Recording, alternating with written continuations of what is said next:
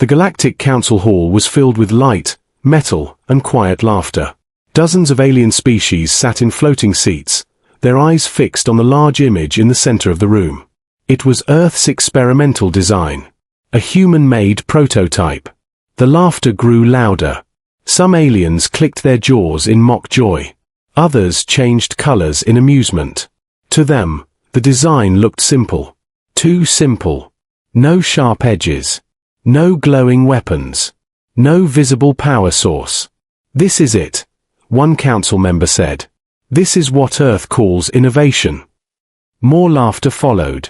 Humans stood at the back of the hall. Silent. Still. Watching. Among them was a battle-hardened human veteran named Elias Kane. He did not smile. He did not react. He had seen laughter before. He had heard it on battlefields, just before enemies stopped laughing forever. At the front stood his commanding officer, Commander Virel. She was not human. Tall, silver-skinned, with tired eyes that had seen too much politics and too little truth. She tried to speak. "The design is not what you think," she said. "It is not meant to impress." The council interrupted her. "You expect us to believe this weak structure can survive a real war? Earth has always been emotional, not logical." More laughter. Virel's hands trembled. Not from fear. From anger. Elias noticed it. He always noticed small things. The council voted within minutes. Rejected. Humiliated. The image disappeared. The laughter faded into whispers. As the hall emptied, Virel remained standing. Her shoulders were stiff. Her breath uneven. She had defended humans for years. She had hidden their secrets. And tonight, the galaxy laughed in her face. Later that night, the station lights dimmed. Elias found her in a quiet corridor near the observation deck. She was sitting on the floor, a bottle in her hand. Alien alcohol. Strong. Dangerous. "You should not be here alone," Elias said calmly. She looked up at him, her eyes unfocused. "They laughed at it," she said. "At all of it." He helped her stand. She leaned heavily on him. "I trusted them," she whispered. "I thought if they saw the design, they would understand." Elias said nothing. He guided her through the long corridors of the station, past glass walls that showed distant stars. Her quarters were dark when they entered. She dropped onto a chair, exhausted. "You humans," she said suddenly, her voice low. "You pretend to be weak." Elias froze. She laughed softly, bitterly. "They think that was a prototype," she continued. "They think Earth is still learning." She leaned forward, her eyes sharp now. "That design was never Earth's first attempt," she said. "It was the final answer." Elias looked at her, silent. "They laughed," she said again, shaking her head. "They laughed because they don't know what humans do when they are cornered." She tried to stand, failed, then sat back down. "If the council knew the truth," she whispered, "they would never sleep again." The room fell quiet. Outside the window, a distant star flared. Elias finally spoke. "What truth?" he asked. Virel smiled sadly. "That Earth does not build weapons to win wars," she said. "They build them to end them." Her eyes closed. Sleep took her. Elias stood there, alone with the silence. For the first time that night, he felt something close to fear. Because he knew one thing the galaxy did not. Humans never show their real strength until it is too late. Morning light entered the room slowly. Soft and pale. It touched the metal walls and the quiet floor. Commander Virel woke with a sharp breath. Her head hurt. Her mouth was dry. Memories of last night returned in broken pieces. The council hall. The laughter. The bottle. The words she should not have said. She sat up quickly. Elias Kane stood near the window, his back straight, his eyes on the stars. He had not moved all night. "You are awake," he said calmly, without turning. Virel closed her eyes for a moment. "How much did I say?" she asked. "Enough," Elias replied. She stood slowly, steadying herself on the chair. "I crossed a line," she said. "Galactic law does not forgive loose words." Elias turned to face her. His expression was calm, but his eyes were alert. "You spoke the truth," he said. "That is usually the real crime." Virel gave a weak smile. She walked to the window and looked out at the station, floating in silence. "You humans are strange," she said. "You accept insult without anger. You stay quiet when mocked." Elias said nothing. "That silence scares people like me," she continued, "because silence means control." She turned to him. "Do you know why the council laughed?" she asked. "They think we are weak," Elias answered. "Yes," she said, "but more than that. They think humans fight with emotion, not planning." She paused. "They do not understand that humans plan for loss before victory." Elias's jaw tightened slightly. Virel took a slow breath. "Earth's design was never meant to be admired," she said. "It was meant to be ignored." She walked to a sealed cabinet and placed her hand on it, but did not open it. "For centuries, the galaxy has fought wars that never end," she continued. "Borders move. Names change. Death repeats." She looked back at Elias. Humans studied all of it. Every mistake. Every failure.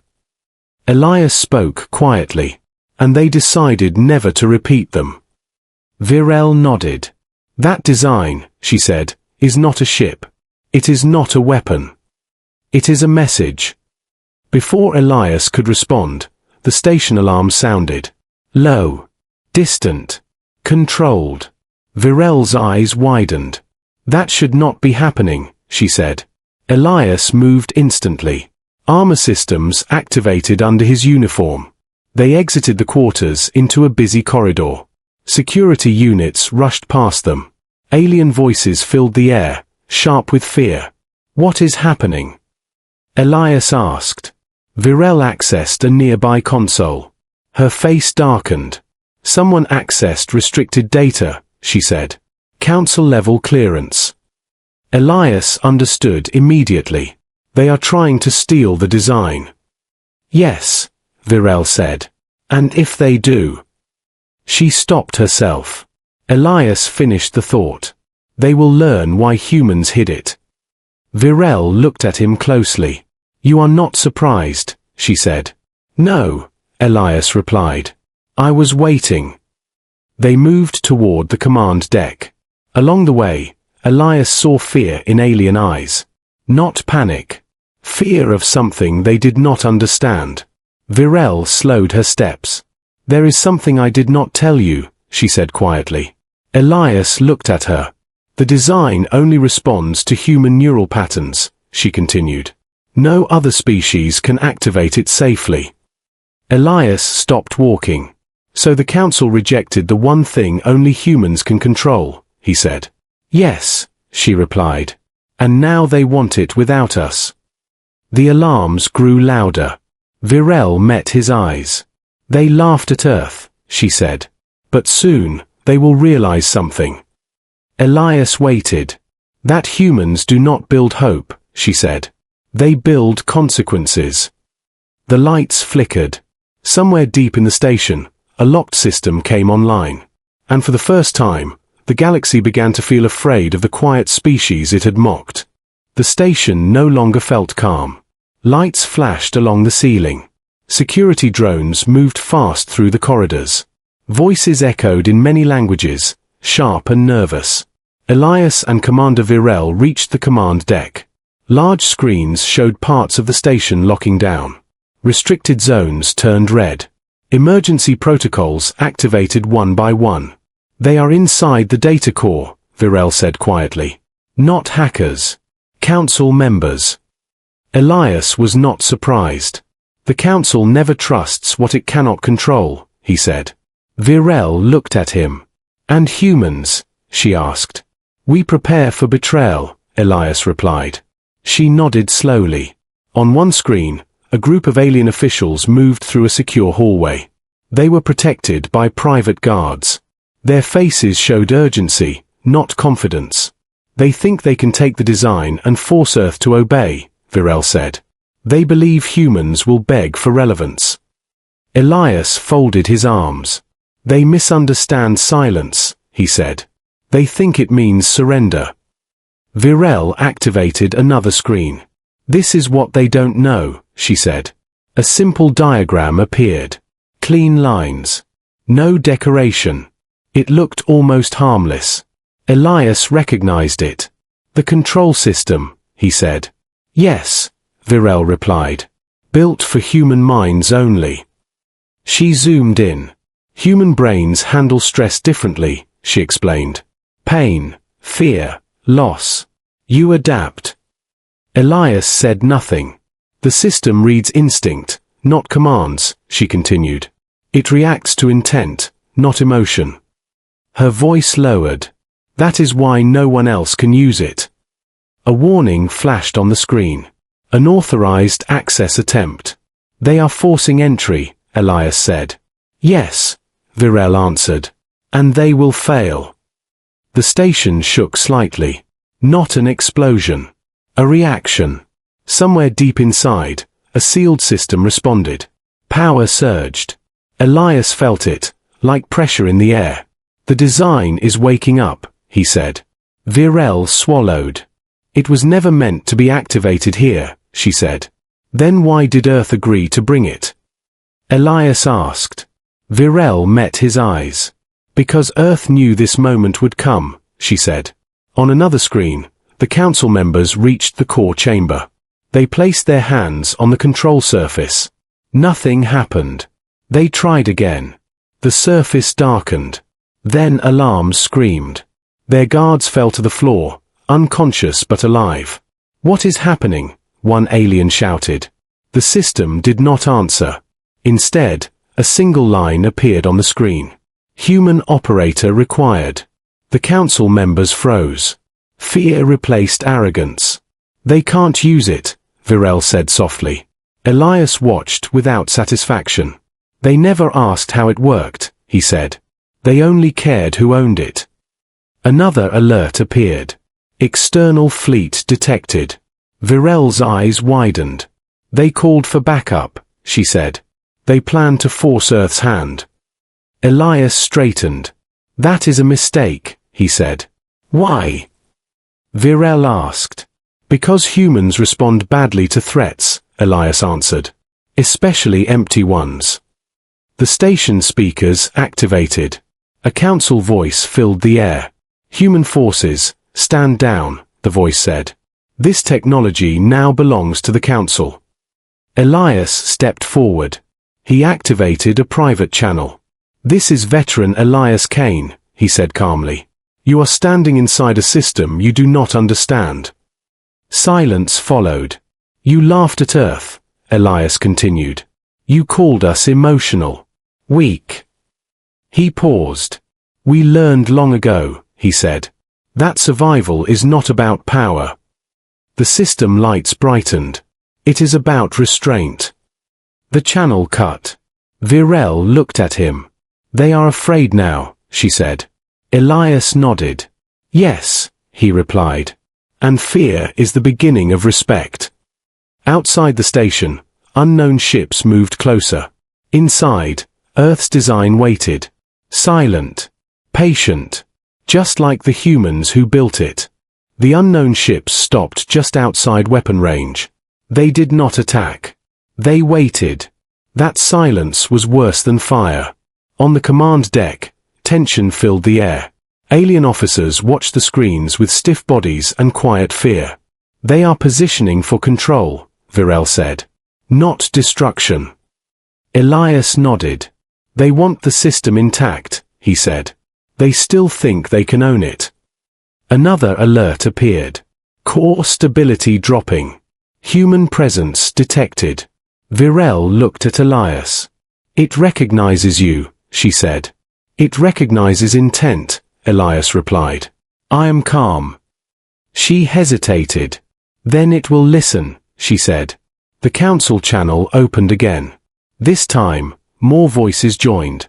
Human representative, a council leader said. You will deactivate the system immediately.